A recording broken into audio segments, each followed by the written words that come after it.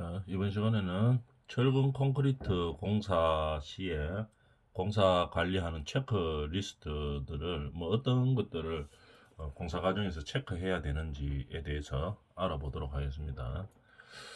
하나씩 읽으면서 알아볼까요? 철근 콘크리트 공사를 시작할 때 말이죠. 어떤 점을 조심하고 주의해야 하는가, 그거를 위해서 어떻게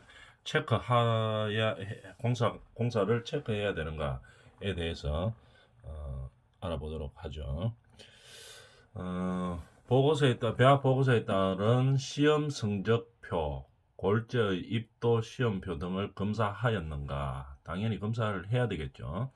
우리가 철근 콘크리트 구조에서 콘크리트의 배합이 중요하죠. 근데 이 배합이 배합의 시험 성적표라든지 골재의 입도, 그러니까 크기라든지 입형, 어떤 모양을 가지고 있는지 이런 것들을 적절하게 우리가 공사의 규정에 의한 기준에 명확한지, 부합한지, 적합한지에 대해서 검사를 해보는 거죠. 당연히 해봐야 되겠죠. 그래서 보통 일반적으로는 어떻게 합니까? 우리가 레미콘 공장에서 시키죠. 어떤 콘크리트를 갖다 달라고 시키면 콘크리트가 이제 도착을 하죠. 도착을 하면 현장에서 이제 시험을 해봅니다. 이게 우리가 주문했는 콘크리트가 맞는지 이제 실험을 하죠. 실험하는 여러 가지 방법들이 있죠. 그래서 적절한 제품이 도착을 해야지 이제 현장에 이제 반입이 해주는 겁니다. 그죠? 그 다음에 혼합에서 현장 타설까지의 장비 계획이라든지 배차 시간, 운반 시간에 관하여 검토하였느냐 이 말이겠죠. 25도 일평균 기온이 25도 미만이면 120분 이내에 도착해야 되고 25도씨 이상이면 90분 이내. 좀 더 더우면 더 빨리 콘크리트가 경화되겠죠. 그러니까 혼합부터 타설까지를 더 빠른 시간 안에 해야 됩니다. 한 25도씨 미만이면 120분, 2시간 안에 끝내야 되고 25도씨 이상이면 1시간 30분. 그러니까 콘크리트 공장에서 혼합하는 시간부터 치는 거죠. 혼합해서 그 다음에 믹스 트럭이 운반해가지고 그 다음에 현장에서 대기하고 있다가 타설 시간까지 다 감안을 했을 때를 말하는 거죠. 그래서 25도씨가 넘어가면 90분 이내 이 모든 것이 끝나야 된다 이런 얘기겠죠.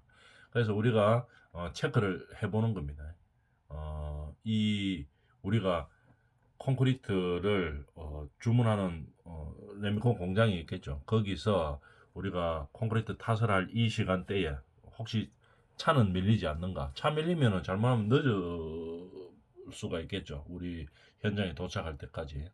그렇기 때문에 그런 차가 밀리는지 아니면은 어떤 주변에 다른 지체될 수 있는 요인이 있는지 이런 것까지 다 확인을 해봐야 됩니다. 그죠? 그래서 이런 것들을 체크해서 항상 이 규정에 의해서 120분 이내 또는 90분 이내에 배합부터 타설이 완료될 수 있는 상황인지 아닌지를 체크해 봐야 된다는 얘기겠죠. 그 다음에 콘크리트는 우리가 온도 조건에 따라서 많이 다르죠. 다르다 하는 것은 양생되는 것도 다르고, 그죠? 크랙이 가는 정도도 다르고, 그 다음에 여러 가지 외기 조건에 대해서 다르게 반응을 합니다. 콘크리트는. 그래서 우리가 콘크리트 탓을 할 때가 한겨울이냐, 한여름이냐, 한겨울, 한여름에 안 하면 제일 좋죠. 아주 더울 때나 아주 추울 때 공사를 안 하면 제일 좋습니다. 철근 콘크리트 타설을 안 하면 제일 좋죠. 근데 어떻게 하다 보면 반드시 해야 되는 상황이 될 수도 있겠죠. 그럴 때는 규정에 넘어서는 추위라든지 더위라든지 이럴 때는 안 하는 건데 그 정도까지는 못 미치더라도 어떻게 덥거나 추울 때 공사를 꼭 해야 되는 때가 있죠. 그럴 때는 어떤 대책을 가지고 할 것인가에 대해서 우리가 항상 체크해 줘야 되겠습니다. 그 다음에 우리가 형틀, 거푸집 말하죠. 그 부진 및 배근의 청소 상태는 양호한가 우리 따져봐야 되겠죠. 항상 청소가 잘 안 돼가 있으면은 어떻게 돼가 있습니까? 콘크리트가 깨끗하게 나오지가 않아죠. 그래서 강도도 떨어지고 뭐 여러 가지 문제가 접착력도 부착력도 철근과 콘크리트의 부착력도 떨어지고 여러 가지 문제가 발생할 수 있죠. 그래서 항상 청소 상태가 양호한지를 확인해 줍니다. 그 다음에 우리가 이제 콘크리트 탓을 할 때 탓을 하는 인원과 진동기 바이브레더죠. 바이브레더가 배치가 적절하게 되어 있는지 수직으로 60cm 간격으로 우리가 바이브레더를 넣어주죠. 콘크리트 탓을 할 때. 이제 그렇게 하기 위해서 적절한 인원과 적절한 진동기가 배치가 되었는가 이런 것들을 사전에 체크해 보는 겁니다. 그 다음에 콘크리트 시험은 적정하게 잘 수행하고 있는가 이 말이겠죠. 콘크리트 시험은 보통 일반적으로 우리 꽃갈콘 같이 생긴 통에다 집어넣어서 우리가 거꾸로 세워서 하죠, 그죠? 이제 그런 슬럼프 시험이라고 이야기하죠. 그 다음에 공기량과 압축 강도, 염화물 시험 등등을 하는데 이 시험이 적정하게 수행하고 있는지를 확인해 봐야 되겠죠. 현장에서 간단하게 할 수 있도록 다 준비가 되어 있죠. 그래서 콘크리트 레미콘 차가 현장에 도착하면 빨리 시험을 해보는 겁니다. 그 다음에 한중이나 서중 상태에서 뭐 어떤 대처가 있어야 되겠죠. 타설 시 온도는 적절할 때 하는가? 만약에 이 적절한 범위를 넘어서면은 대책을 세워야 되는 거죠. 그래서 적절한 범위라고 하면은 4도씨 이상 25도씨 이하를 말하는 겁니다. 요 오타가 났네요. 25도씨 이하죠. 그 다음에 타설 높이는 적절한가? 우리 앞서도 늘 이야기했지만 높이가 만약에 타설 높이가 높으면은 재료 분리가 일어나죠. 그래서 콘크리트 탓을 하고 났는데 너무 높은 곳에서 떨어뜨리면 어떻게 되겠습니까? 제일 무거운 골재가 제일 먼저 떨어지겠죠. 그러니까 골재가 제일 먼저 떨어지고 그 다음에 시멘트, 그 다음에 물 이런 식으로 골재 맨 먼저 떨어지고 그 다음에 모래 떨어지고 그 다음에 시멘트 떨어지고 그 다음에 물 떨어지고 이렇게 재료가 같이 섞여가 있어야지 되죠. 그래야지 같이 섞여 있는 상태에서 혼합되어 있는 상태에서 양생이 돼야지 강도가 우리가 원하는 강도가 나오는데 재료가 분리돼가 높은 데서 떨어뜨리면 무게 따라 다 나눠져 버리죠. 그러니까 적절한 강도가 나오지 않게 되겠죠. 그래서 타설 높이를 높게 하면은 품질이 나오지 않습니다. 우리가 원하는 철근 콘크리트 품질이 나오지가 않아죠. 그래서 재료 분리에 주의해야 된다 이런 얘기죠. 그 다음에 이어붙기 한 번에 철근 콘크리트 구조는 한 층을 한 번에 다 타설하면 가장 좋습니다.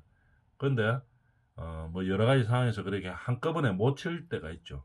그럴 땐 끊어치기를 해야 되는데 그럴 때는 적정한 위치를 끊어서 콘크리트를 나누어서 타설해야 됩니다. 자기 마음대로 콘크리트 다 될 때까지 그냥 뭐 타설하고 나서 끝내는 게 아니고 항상 끊어치게 하는 위치가 있죠.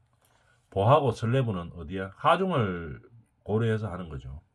보와 슬래브는 어디에 돼야 됩니까? 우리가 철근 배근하는 거를 보면 압니다. 보하고 슬라브가 철근 배근하는 것이 똑같죠. 벤트건으로 이렇게 접어가 하죠. 그래서 단부 쪽은 상부에, 중앙부는 하부에 이렇게 하죠.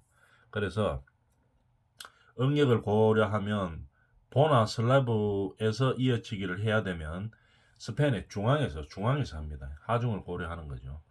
기둥이나 벽은 어디서 합니까? 슬래브 밑에나 기초 윗면에서 하는 거죠. 그래서 한 층을 한꺼번에 다 타설하도록 그렇게 해야 되는 겁니다. 슬래브 및 기초 윗면. 그래서 우리가 보면은 웬만하면은 뭐 기둥 같은 거는 한 번 타설할 때 다 할 수 있죠. 근데 아주 큰 기둥들 이런 것들은 한 번에 타설하기가 상당히 힘듭니다. 물류센터 같은 거 높이 11m 이런 거 폭이 그 가로 세로가 뭐 한 800 또는 뭐 1m 이러면서 높이는 1000이나 뭐 1200 정도 이렇게 되는 거를 그런 기둥을 현장에서 콘크리트 그냥 현장에서 바로 타설해 버리면은 이 타설할 때 하중이 엄청나게 많이 가겠죠. 그래서 거푸집들이 버텨주면 좋은데 못 버텨주고 아무리 보강을 잘해도 거의 잘 못 버팁니다. 그래서 휘어진다든지 아니면은 뭐 심한 경우에 폼이 터져버린다든지 이렇게 해가지고 아주 문제가 많이 발생하죠. 그럴 때는 어떻게 합니까? 한 번에 타설하기 힘들다 이러면 공장 생산해서 들고 오죠. 그래서 우리가 고속도로 이렇게 다니다 보면은 기둥 같은 거 만들어가 들고 가는 뭐 어떤 그 차들을 많이 보죠. 그런 차들은 현장에서 생산해서 들고 가는 겁니다. 자, 왜 이렇게 기둥이나 벽은 만약 이어치기를 해야 되면 어디서 해야 됩니까? 슬라브나 기초 윗면에서 해야 된다 이 말이죠. 그래서 너무 큰 것들은 아예 현장 타설 자체를 안 하도록 계획을 잡아줘야 되겠죠. 왜냐하면 하다가 뭐 문제 생기니까. 그 다음에 캔틸레버는 이어붙기를 하는 것이 있으면 안 됩니다. 캔틸레버는 뭡니까? 내민보죠. 그러니까 베란다 같은 게 이렇게 뭐 쉽게 말하면 어떤 겁니까? 1층 같은 데서 이렇게 봤을 때 1층은 주차장이고 2층 슬라브가 끝나는 데서 베란다만큼 더 빠져나옵니다. 그러면은 밑에 보가 있어야 되겠죠. 그걸 갖다 내민보라고 이야기하죠. 그래서 내민보는 이어붙기를 하면 안 되겠죠. 하중을 많이 받기 때문에. 그래서 이어붙기를 하지 않습니다. 내민보에서는. 그런 것들을 이제 체크를 해봐야 된다는 얘기겠죠. 그 다음에 타설 후에 곰보나 재료 분리는 없으면 표면 상태가 양호한지 그죠? 이 잘 확인해 봐야 되겠죠. 곰보난다든지 재료 분리돼 가지고 자갈이 한쪽으로 표면에 다 몰려가 있다든지 이러면은 당연히 콘크리트 품질이 떨어져가 있겠죠. 그래서 그런 현상들이 안 일어나도록 콘크리트 타설을 해야 됩니다. 그러면 그 다음에 배부름 현상, 그 다음에 뭐 콜드 조인트 현상이 없는지도 확인해 봐야 되겠죠. 배부름 현상은 콘크리트 헤드, 저 앞쪽에서 배웠죠. 그런 콘크리트 헤드로 많이 발생합니다. 그런 것들을 방지하는 방법에 대해서도 우리가 한번 앞에서 해봤었죠. 그래서 이런 것들을 체크해야 된다 이 말이죠. 이게 콘크리트 타설할 때 체크해봐야 되는 리스트들입니다. 그다음에 이제 타설이 끝났다고 보고 이제 콘크리트 양생할 때 어떤 것들을 체크해봐야 되는지 한번 볼까요? 양생도 아주 중요하죠. 타설 후 최초 5일간 2도씨 이상 보존하며 양생해야 된다 이 말이겠죠. 추워버리면 어떻게 됩니까? 얼어버리죠. 콘크리트 얼었다 하면은 그 다음부터 이제 한번 얼어보면 끝나는 거죠. 이게 회복이 안 됩니다. 그래서 타설해가 양생할 때 추운 상태로 양생해버리면 안 됩니다. 영하에서 우리 생각해보면 알죠. 물이 영하에서 얼죠, 그죠? 그래서 영하로 내려갔는데 콘크리트 양생하고 있으면 어떻게 되겠습니까? 동결 얼어버리겠죠. 그러면 그 다음부터 회복이 불가능합니다. 다 깨내야 되죠. 그러면 한 번씩 뭐 그런 경우 잘은 없는데 옛날에 막 무리하게 공사 강행하고 이런 뭐 안전조치도 안 하고 해가지고 어떻게 됩니까? 아파트 콘크리트를 쳤는데 슬라브를 타설을 했는데 이게 그 다음날 날씨가 너무 추워가지고 전부 다 얼어버렸어요. 그럼 어떻게 합니까? 방법 없죠. 깨내야 되겠죠. 그래서 깨내가 하려고 하면 이 보통 일이 아닙니다. 그죠? 아파트 한 채 짓는 것보다 일 더 많죠. 그래서 항상 양생할 때 조심해야 되는 겁니다. 그래서 양생할 때는 보통 우리가 뭐랍니까? 서빈 양생을 많이 하죠. 습기가 있는 상태에서 천천히 양생을 시킵니다. 그래서 마대나 비닐 서빈 양생을 적절하게 우리가 배치를 하고 실행을 하는가를 점검해 봐야 되겠죠. 그 다음에 타설 후에 24시간은 보행하거나 걸어다니면 안 되겠죠. 24시간 동안. 그 다음에 5일 동안은 무거운 물건을 적재하면 안 됩니다. 근데 꼭 보면 우리 깽폼이나 이런 거에서는 조금 덜한데 작은 공사들이나 뭐 큰 공사장도 마찬가지죠. 깽폼 있어도 마찬가지인데 밑에서 우리가 거푸집을 한 층당 한 벌, 그 다음 층 두 벌, 뭐 세 벌, 이 세 벌씩 이렇게 해가 우리가 막 돌려가면서 하면은 거푸집이 별로 안 모자라죠. 그래서 자재가 별로 안 모자라는데 뭐 자재를 좀 타이트하게 가져왔다든지 작은 현장에 자재가 별로 없어요. 그럼 어떻게 됩니까? 이거 한층 콘크리트 탓을 하고 그 다음에 하루 이틀 있다가 바로 폼 해체하고 자재를 위로 올리죠. 위로 올리는데 보통 그 다음날 막 뜯어가 올립니다. 그 다음날이나 그 다음날. 그러면 한 하루나 이틀 정도밖에 안 지난 상태죠. 콘크리트는 뭐 외형적으로는 보면 경하는 데가 있습니다. 시멘트가 10시간 하면 굳기 때문에 뭐 사람이 걷는다고 해가 무너지고 막 물건 얹어놨다고 해가 무너지고 이러지는 않아죠. 잘. 그런데 다 크랙이 간다든지 뭐 처진다든지 이런 문제가 생깁니다. 그래서 아까 했던 얘기가 뭐냐면 한 이틀 지나가지고 자재가 별로 없는 상황 같으면 밑에서 뭐 비계라든지 거푸집애라든지 이런 거 그 다음 층 공사하기 위해서 막 올려놓습니다. 그러면 금 다 가버리죠. 안에서. 눈으로는 안 보여도 실제로는 뭐 크랙이니 뭐니 다 가버립니다. 그죠? 그래서 항상 적절한 양의 자재들이 준비가 되어 있어야 되겠죠. 다음에 양산할 때 콘크리트 잔재 및 공재 등은 청소하여 정리정돈 잘했는가 당연한 얘기겠죠. 이런 것들을 항상 철근 콘크리트 공사할 때 체크를 해봐야 된다는 얘기입니다. 그래서 우리가 준비 사항에 대해서도 알아봤고, 그 다음에 콘크리트 타설을 할 때, 또 콘크리트 양생할 때 어떤 부분들을 체크하고 조심해야 되는가에 대해서 알아봤습니다. 콘크리트 이어치기에 대해서 한번 볼까요? 자, 우리가 이어치기 안 하는 게 제일 좋다고 이야기했었죠. 한 층을 그냥 한 번에 다 치면 제일 좋은데, 도저히 그럴 상황이 안 됐을 때 이어치기를 하는데, 이어치기 할 때는 반드시 해야 되는 장소가 있습니다. 아무 때나 이어치는 게 아니고 보라든지 슬라브, 이게 보하고 슬라브죠, 그죠? 슬라브에서 할 때는 이어치기 할 때는 어떻게 해야 됩니까? 단부에서 하면 안 됩니다. 이거 중앙부에서 해야 돼요. 항상 끊어치기를 할 때. 중앙부에서 하중 때문에 그렇게 하는 거죠. 그래서 항상 중앙부에서 이렇게 끊어치기를 합니다. 한번 콘크리트 이쪽을 타설 했다는 얘기겠죠. 그 다음에 양성시키고 난 다음에 그 다음에 이쪽 부분을 이제 콘크리트를 타설을 하겠죠. 그래서 한번 이렇게 끊어치기 하기 위해서 이제 이거 자재를 갖다 댔습니다. 그죠? 떼고 그 다음에 이쪽을 콘크리트 타설 했죠. 그 다음에 이걸 뜯어내고 난 다음에 이렇게 깨끗하게 정리했죠. 이어치기 면을 제거하고 난 다음에 그 다음에 이쪽을 타설해야 되는데, 문제가 뭐냐면 항상 이어치기를 하면은 이 면이 깨끗하지가 않아죠. 이렇게 우들두들합니다. 물론 이거 다 깨내고 청소를 합니다. 그죠?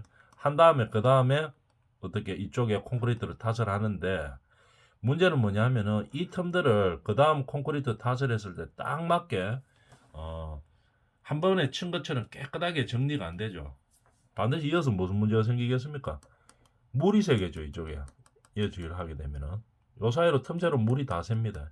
그래서 이 이어치기 할 때는 반드시 이 누수에 대한 방수에 대한 처리를 해줘야 되겠죠. 면이 공간이 많이 생기기 때문에 아무리 이걸 청소를 깨끗이 하고 레이턴스들을 다 깨끗이 제거하고 난 다음에 그 다음에 이쪽에다가 타설을 한다고 해도 이 사이에 틈이 있습니다. 그럼 틈을 메워줘야 되겠죠. 이런 것들을 지수제를 넣어가지고 처리를 해줍니다. 보통 일반적으로 많이 쓰는 지수제들이 지수제가 어떤 형태냐 하면은 탄성이 있는 형태입니다. 예를 들어서 이렇게 한번 생각해 볼까요? 요 콘크리트 먼저 타설하고 두 번째 타설하는 요 사이에 고무 파킹이 딱 돼가 있다고 생각 한번 해봅니다. 한 2, 3cm 정도 되는 거, 20에서 30mm 정도 되는 파킹이 요 안에 다 딱 넣어놓고 그 다음에 콘크리트를 타설했다고 생각해 봅시다. 그러면은 이 틈을 메워줄 수 있겠죠. 고무 형태, 탄성이 있기 때문에. 그죠? 좀 말랑말랑하다 이 말입니다. 그렇기 때문에 요 틈들을 다 메워줄 수 있겠죠. 그래서 보통 일반적으로 그런 지수제를 많이 사용합니다. 여기에 탄성 있는 고무 형태의 지수제를 먼저 한번 정착을 시키고 그 다음에 콘크리트를 다시 치면은 이 벌어진 틈이 메워지죠. 탄성 있는 고무 형태이기 때문에 말랑말랑하다 이 말입니다. 그래서 딱 채워준다 이 말입니다. 그 이후에 다시 콘크리트를 타설하면은 이제 물 새는 것을 방지할 수가 있다는 얘기입니다. 그 다음에 조인트 사용의 신뢰에 대해서 한번 볼까요? 우리가 익스펜션 조인트들은 우리가 필요에 의해서 인위적으로 만드는 경우들이 많죠. 하중이 몰려서 집중이 되어 가지고 크랙이 발생하기 쉬운 장소가 예상이 되면 어떻게 합니까? 미리 조인트를 만들어 놓죠. 그죠?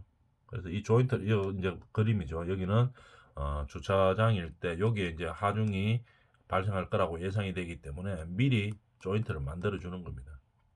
그러면은 이 하중들이 콘크리트가 균열들이 발생하지 않겠죠. 미리 조인트들을 만들어 주었기 때문에 이런 실내들에 대해서 한번 그림을 봤습니다. 그 다음에 콘크리트 탓을 하는 그림이죠. 여기 이제 펌프카로 해서 위로 올려서 이제 일로 이제 떨어뜨리죠. 근데 이 아저씨가 지금 편하게 하려고 보면은 자기 키에서 막 떨어뜨리죠. 이 사람 키가 뭐 한 1m 한 7, 80 된다고 보고 150 그러니까 160 정도 여기서 막 떨어뜨립니다. 이래 치면 안 됩니다. 이게 내려와야 되겠죠. 조금 힘들어도 밑에서 자꾸 이렇게 돌려야 되겠죠. 이래 되면 제로 분리가 현상이 일어난다 이 말입니다. 높이가 상당하죠. 이게 1.5m 한 1500 정도 높이에서 막 치죠. 자기 일 편하게 하려고 지금 이렇게 하고 있는 형태입니다. 그죠? 그러면은 이렇게 되면은 제로 분리가 일어난다 이 말입니다. 이 관을 더 내려줘야 되겠죠. 관을 더 내려가지고 이 바닥에서 한 300mm 정도, 한 200mm 정도 높이에서 이렇게 치는 게 가장 적당하죠. 천천히 치면서 나가는 게 재료 분리를 막을 수 있는 방법입니다. 그래서 이렇게 치면 못 치게 만들어야 되죠. 니라라고 이야기해야 되겠죠. 그런 현상입니다. 이래 만약에 타설하면 어떻게 됩니까? 제일 무거운 골재부터 떨어지죠. 그 다음에 모래 떨어지고, 그 다음에 시멘트 떨어지고, 그 다음에 물 떨어지고, 이런 현상이 발생합니다. 그러니까 재료 분리가 되는 거죠. 같이 혼합이 되어 있어야 되는데 이 높이가 높은 데서 떨어뜨리면 그렇게 재료 분리가 발생한다는 얘기입니다. 그래서 이렇게 콘크리트 탓을 하거나 양생할 때 상당한 주의를 기울여야지 우리가 우수한 품질이 나오게 되는 거죠. 그 다음에 이제 다짐을 합니다. 보통 바이브레더를 쓰죠. 바이브레더 요걸 쓰는데 이게 어떻게 됩니까? 너무 많이 쓴다든지 이 벽면 같은데 너무 벽 한 200mm 정도 되는데 요 사이에 이제 집어넣어 가지고 너무 많이 집어넣는다든지 너무 오래 집어넣는다든지 이러면 이 진동이 크기 때문에 철근을 막 때립니다. 잘못하면 철근 막 때리죠. 수직으로 안 넣는다든지 이렇게 하면은 막 수직으로 때리다 보면 어떻게 됩니까? 철근 결속선이 터지겠죠. 아니면 폼도 막 치가지고 이게 휘을 수도 있고 벽이 막 휘일 수도 있고 그렇죠. 그래서 이 바이브레더를 안 쓸 수는 없죠 이게 그죠? 안 쓰고 하기에는 너무 뻑뻑하기 때문에 그러면 꼼보 나고 막 그렇게 되고 합니다. 덜 들어갔는 데도 있고 그렇지만도 최대한 적게 규정대로 써야 됩니다. 그죠? 뭐 10초 이상 바이브레더를 너무 오래 사용하지 않는다 또는 뭐 몇 초 이상 안 한다 또는 뭐 그 탓을 하는 데마다 시간은 다르겠죠. 규정 시간이 있겠죠. 그 시간에 맞추어서 하고 그 다음에 반드시 수직으로 꼽아서 옆에 철근 안 건드리도록 하고 그 다음에 뭐 여러 가지 이제 규정들이 있죠. 그 규정에 맞게 쳐야 됩니다. 이 바이브레더 사용 때문에 품질이 많이 떨어집니다. 청글 콘크리트 품질이. 그래서 바이브레더를 이용한 진동 다짐은 이런 식으로 하고 그 다음에 마무리되고 나면 이제 흑손 마감을 합니다. 이건 지금 사람이 미장칼을 가지고 하고 있죠. 이 그림을 보면. 근데 히네시아라고 이 미장칼로 하려고 하면 사람이 힘들기 때문에 히네시아를 돌리죠. 기계에 이 미장칼을 붙여놓은 기계가 있습니다. 돌아다니면서 이제 계속 돌리는 거죠. 이제 그렇게 됩니다. 그래서 저렇게 이제 마감을 하고 나면 어떻게 됩니까? 방수 효과도 상당히 있습니다. 물론 옥상층에서는 재물 방수 형태로도 흑손 마감 손질을 합니다. 그래서 물론 이렇게 맨 상부층에서는 이 마감을 이 흑손 마감 또는 히네시아를 안 돌리면 안 됩니다. 그죠? 근데 이 중간층에서도 이게 꼭 해줘야 돼요. 왜냐하면은 중간층에도 건물에는 뭐 화장실이 있고 뭐 주방이 있고 다 있죠. 근데 만약에 이런 흑손 마감이나 이런 걸 안 해놓아 버리면은 만약에 주방에서 터졌다 이래 되면은 물이 새면은 어떻게 됩니까? 이 방수가 안 돼요. 이런 걸 안 해놓으면은.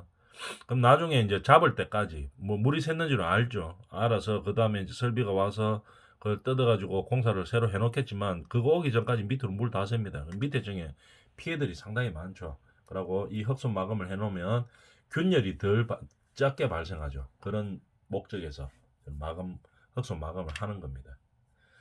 그 다음에 양생이 상당히 중요하죠. 타설할 때는 그렇게 이제 규정대로 해서 잘 타설을 했다. 그럼 양생도 정확하게 잘 시켜야 됩니다. 보통 일반적으로 어떻게 합니까? 콘크리트 타설하고 난 다음에 이렇게 비닐을 씌우죠. 비닐을 씌워가지고 어떻게 됩니까? 서변 양생을 시키는 겁니다. 비닐을 치기가 제일 쉽기 때문에 비닐을 많이 치죠. 서변 양성을 하기 위해서 이렇게 합니다. 이렇게 해서 천천히 양생을 시키는 거죠.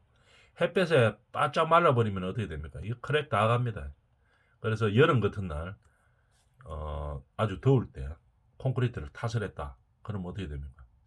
예를 들어 새벽에 이제부터 막 쳐가지고 오후 한두 시에 이제 콘크리트 타설 슬라브 딱 끝났다.